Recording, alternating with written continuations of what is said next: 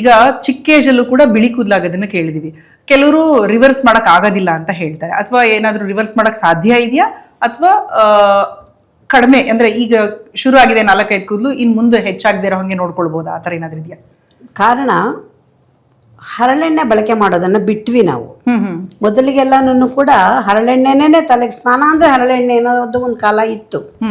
ಯಾವಾಗ ಅದನ್ನ ಬಿಟ್ರು ಅವಾಗಿಂದಾನೇ ಎಲ್ಲರಿಗೂ ಕೂಡ ಬಿಳಿ ಕೂದಲಿನ ಸಮಸ್ಯೆ ಶುರುವಾಗಿದ್ದು. ನಮ್ಗೆಲ್ಲ ಸುಮಾರು 50-55 ವರ್ಷ ಆದ್ರೂ ಒಂದೇ ಒಂದು ಬಿಳಿ ಕೂದಲು ಬಂದಿರಲಿಲ್ಲ. ಗೊತ್ತಾಯ್ತಾ? ಯಾಕೆ ಅಂದ್ರೆ ನಾವು ಪ್ರತಿ ವಾರ ಹರಳೆಣ್ಣೆ ಸ್ನಾನ ಮಾಡ್ತಾ ಇದ್ವಿ.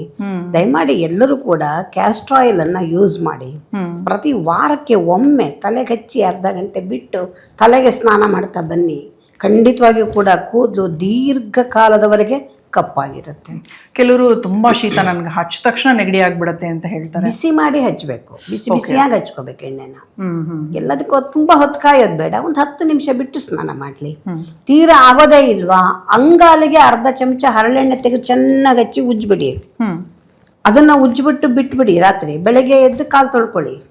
ಹಂಗೆ ಮಾಡಿದ್ರು ಕೂಡ ಅಂಗಾಲಿಗೆ ಎಂತಹ ಶಕ್ತಿ ಇದೆ ಅಂದ್ರೆ ಎಲ್ಲವನ್ನು ಕೂಡ ತಲೆಯ ನೆತ್ತಿಯವರೆಗೂ ಅದನ್ನ ಟ್ರಾನ್ಸ್ಫರ್ ಮಾಡುವಷ್ಟು ಶಕ್ತಿ ಅಂಗಾಲಿಗಿದೆ.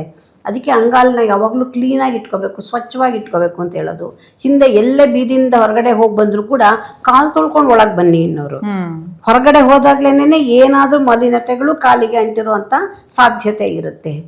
ಅದನ್ನ ಸ್ವಚ್ಛ ಮಾಡ್ಕೊಂಡು ಮನೆ ಒಳಗೆ ಬಂದಾಗ ಅರ್ಧ ಸಮಸ್ಯೆ ಬಿಡುಗಡೆ ಆಗುತ್ತೆ. ಈಗ ಅಭ್ಯಾಸ ಎಲ್ಲ ಇಲ್ಲ.